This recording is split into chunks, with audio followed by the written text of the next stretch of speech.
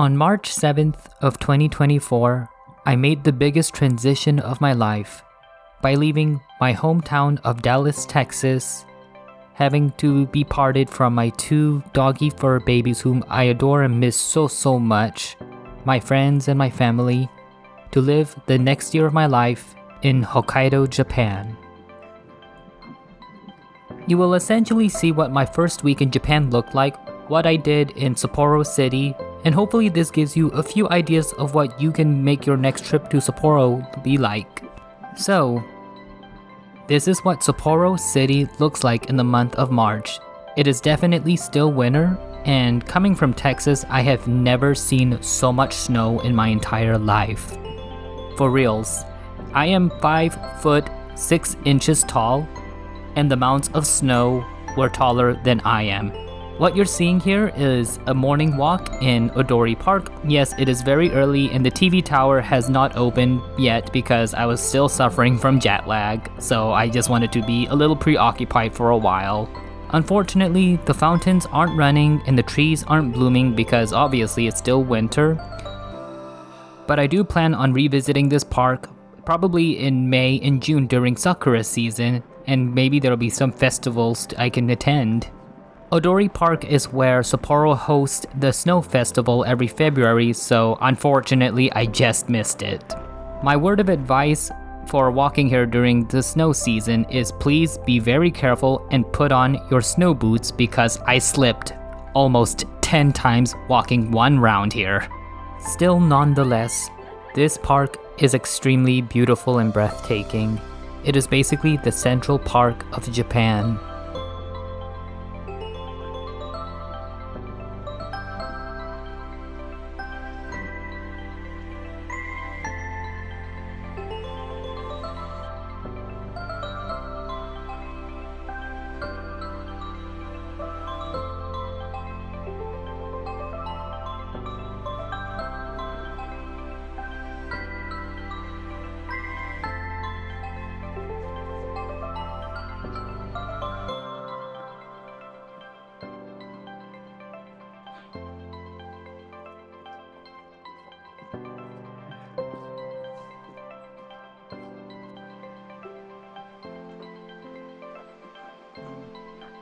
Then at 9 o'clock a.m., the Sapporo TV tower opens. You can pay 1,000 yen to go up 483 feet and get a magnificent 360 view of Sapporo City.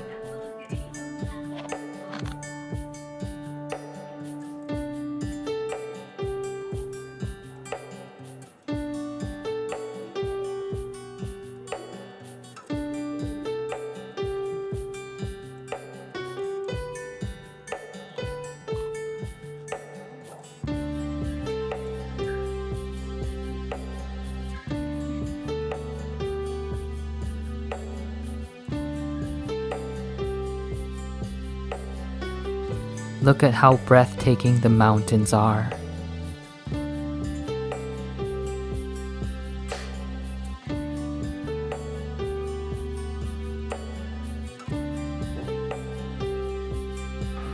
During this week here, I was staying close to Susukino Station, Odori Station, and Sapporo Station.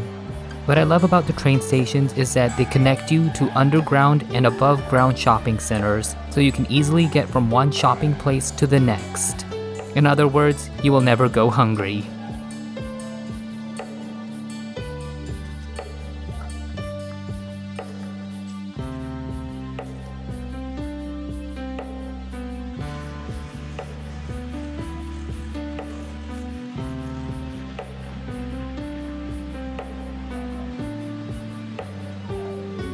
By the way, the animes are true.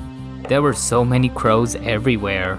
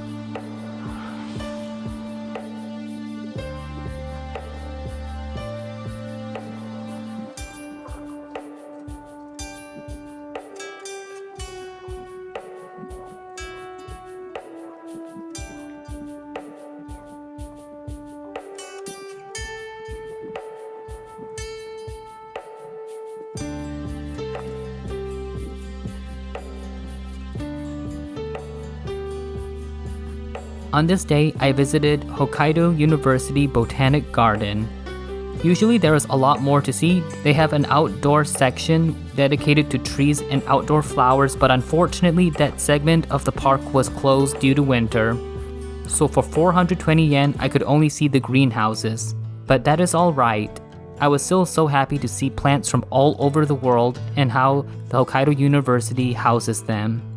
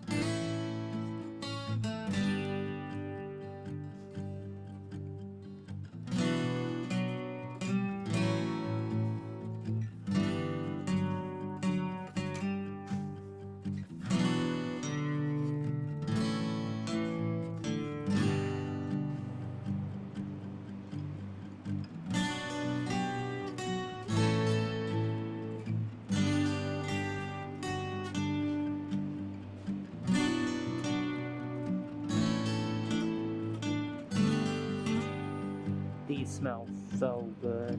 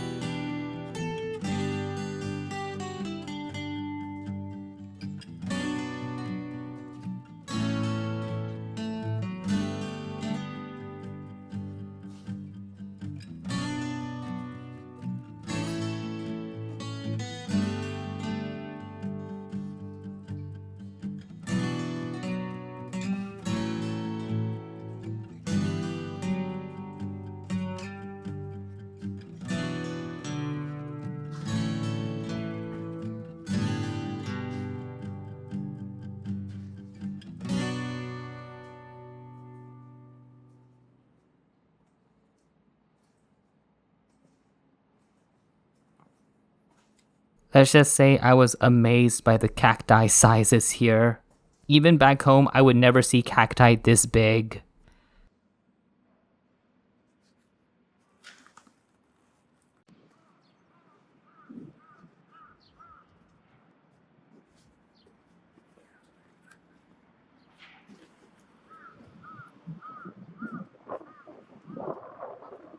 Here is one of the things I really recommend doing when you visit Sapporo City, Aowa Aquarium. For an adult, it costs 2,200 yen, and you get access to this very beautiful, sleek, modern-looking aquarium.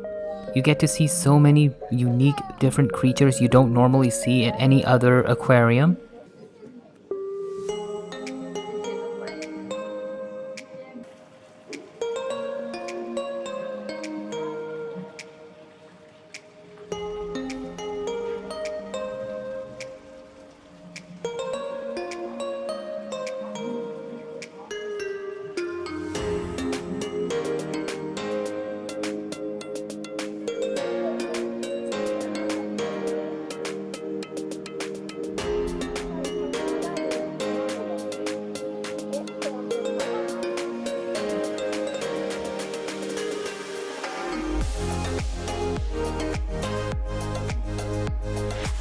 And there's even a very tranquil aquarium library where you can just read a book and relax. If you can read hiragana, katakana, and kanji, that is. So if you want, bring your own books.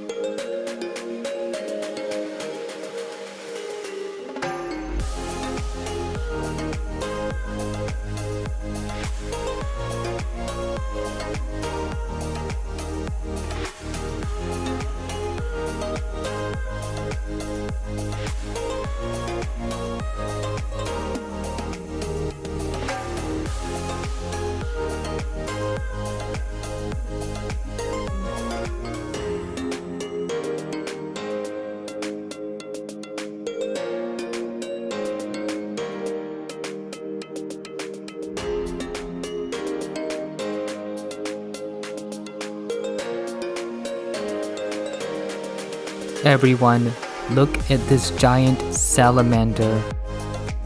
The pure size of it, just wow.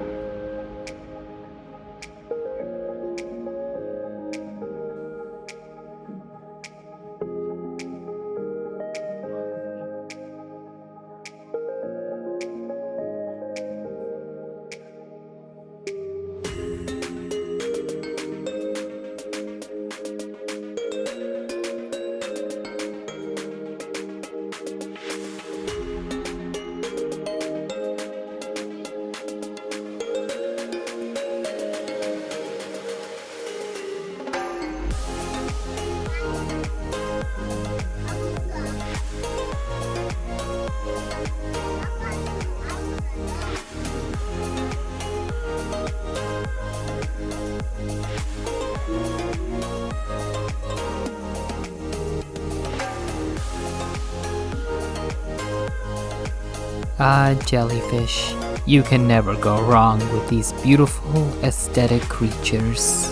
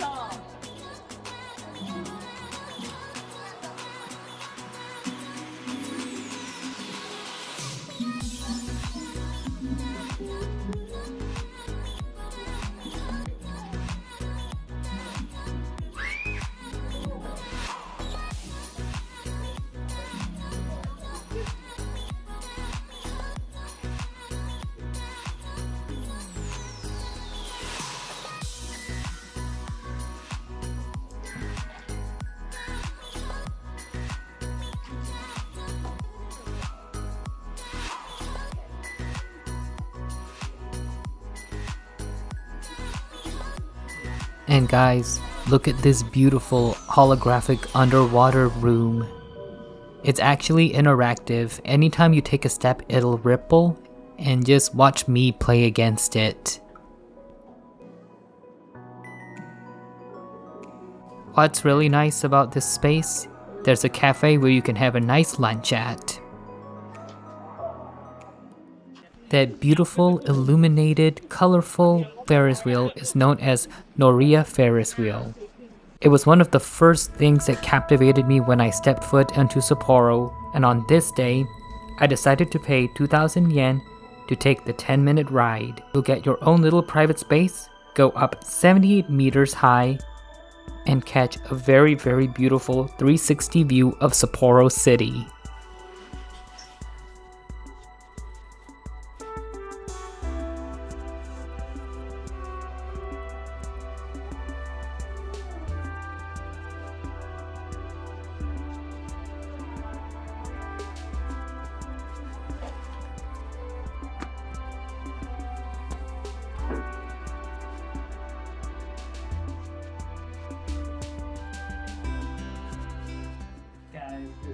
Beautiful, but I am actually very scared of heights.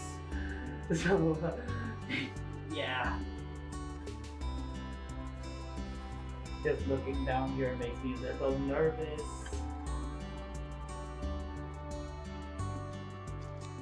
Look guys, we're at the top and I am very scared now.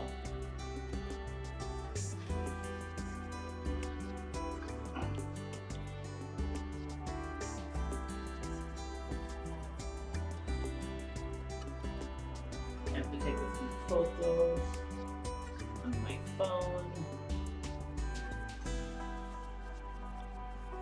Wow, look at this. This is the high top view of Sapporo City. It is so beautiful. I love it. If only I wasn't scared of heights. And now we go down. There is the Sapporo Clock Tower. It was built in 1878 and is regarded as both a historical and cultural symbol of Sapporo. The building actually follows American architecture, and the clock itself was actually developed from the E. Howard Watch and Clock Company of Boston, Massachusetts. Today, the clock tower serves as a museum and is used for various cultural activities.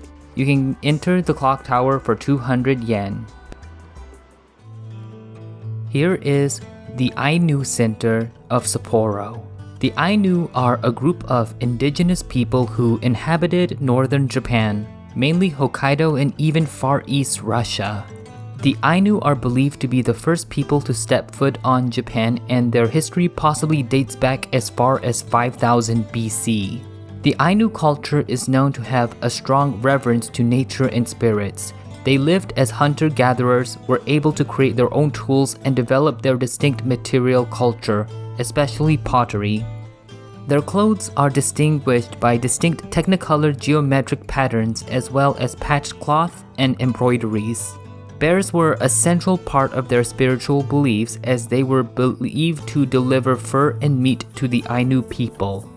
In 1869, the Meiji government made Hokkaido part of the Japanese government, and the Ainu people were forced to incorporate into the rest of the nation. In 1899, the Hokkaido Former Aborigines Protection Law was enacted, which further assimilated the Ainu with the Waijin, a group of people who migrated to Hokkaido from Honshu, as well as made many Ainu forfeit their land.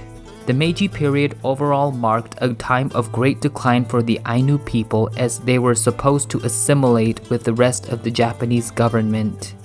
They were even prevented from speaking the Ainu language and could not practice their own customs.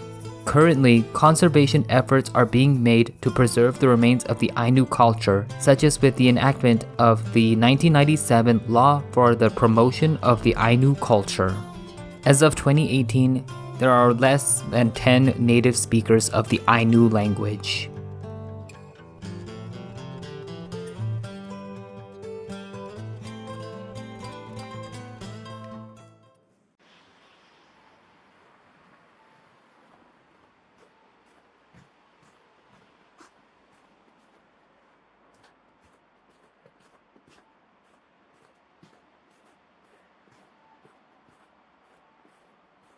We are now approaching the Hokkaido Museum of Modern Art.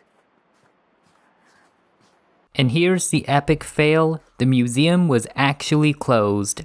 This is my hard lesson to rely not on Google Maps, but rather on the company website itself. Therefore, I leave off this video with just a little walk of Sapporo City. I hope you enjoyed this video, and there are more Japan adventures to come. Thanks for watching, travelers. Bon voyage!